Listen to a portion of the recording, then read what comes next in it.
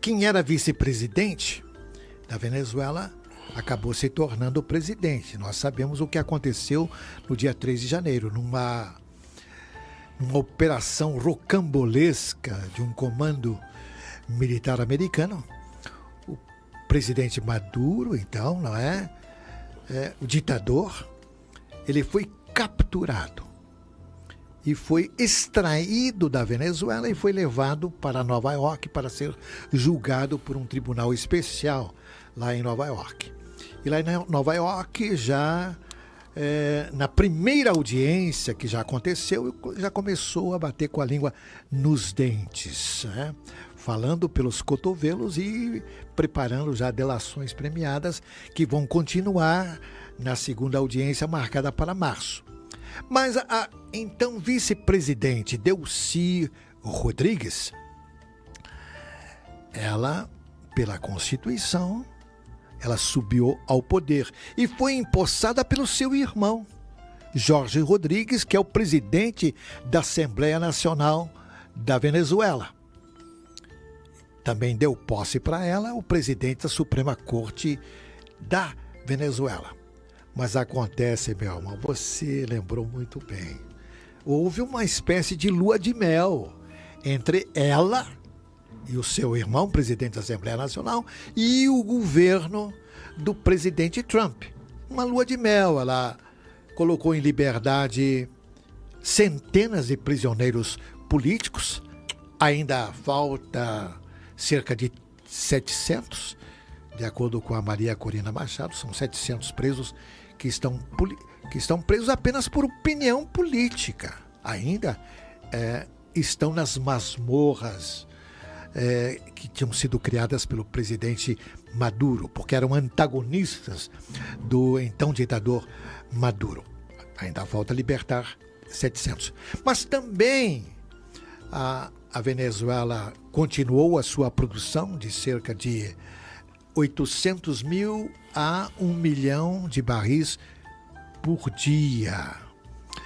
E aí a expectativa é de que, com a cooperação dos americanos, a Venezuela vai passar a produzir 5 milhões de barris, muito mais do que produzia antes, até mesmo dessa ditadura do Maduro. A Venezuela produzia 3 milhões de barris, meu irmão. A Venezuela, recordando aí para a nossa atenta audiência, recordando que a Venezuela produzia 3 milhões de barris por dia e era um dos países com a renda per capita, uma das maiores rendas per capita do mundo. Era a quarta maior renda per capita. Era mais do que o dobro do que a renda per capita do Brasil e da Argentina. Agora, veja, os planos do governo americano para a produção de petróleo na Venezuela, petróleo destinado aos habitantes, ao povo venezuelano. Não é o que aconteceu na época de Maduro. Veja, nessa semana nós ficamos escandalizados de saber que a fortuna do ex-ditador Maduro, ela subia a mais de 2 bilhões de dólares. Em dólares, moeda americana, em ouro, em contas no exterior, em imóveis que ele tem, não somente na Venezuela, mas em todo o Caribe, enquanto muitas crianças venezuelanas estavam padecendo fome, comendo a comida de lixões, meu irmão.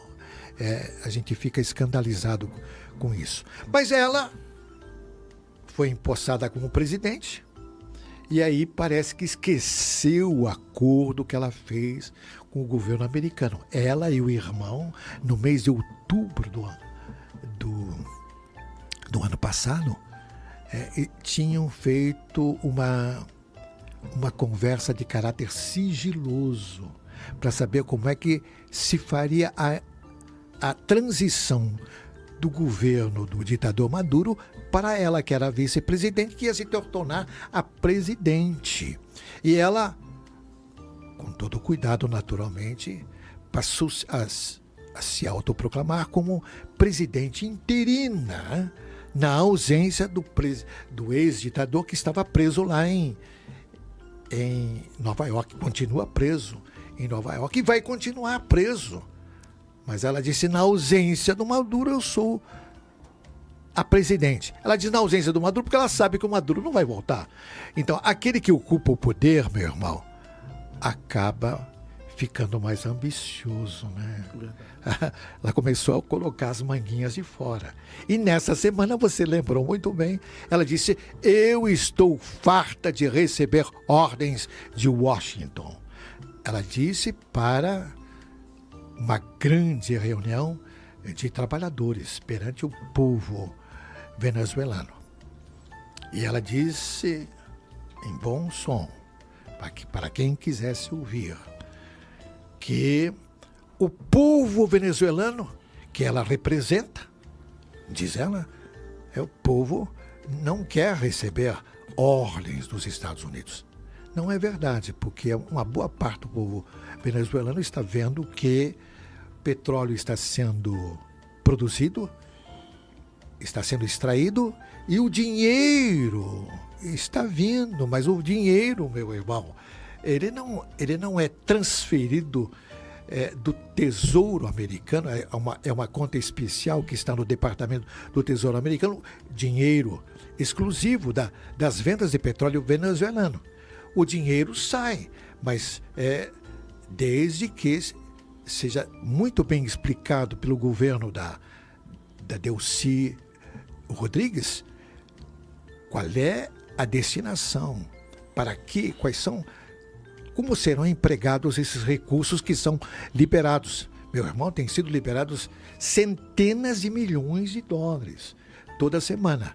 Mas esse dinheiro é auditado, meu irmão.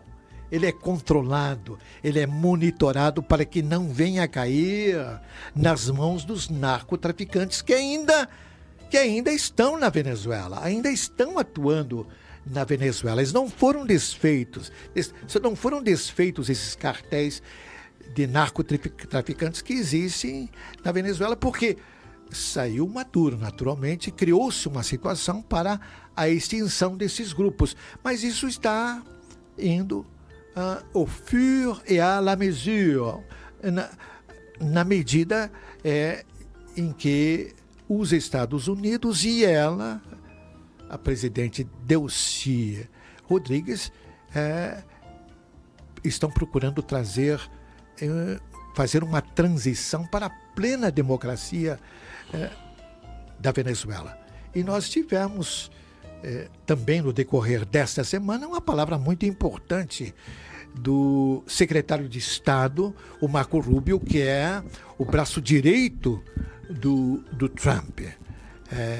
Ele disse, olha, se a presidente Delcy Rodrigues não cumprir com as obrigações que foram estabelecidas com o governo americano, o destino dela pode ser bem semelhante ao do ex-ditador Maduro, se não for pior. E aí muita gente lembrou que ela fazia parte também do tráfico de drogas na Venezuela. Ela fez parte junto com o Maduro. Mas, meu irmão, parece que ela se aquietou. Parece, meu irmão, você sabe o poder do dinheiro, né? Quem está produzindo petróleo, quem está controlando as petrolíferas, quem já está se preparando para trazer empresas americanas para explorarem os minerais raros, que são muitos que existem na Venezuela. É o atual governo americano. Quem tem o dinheiro tem o poder, meu irmão.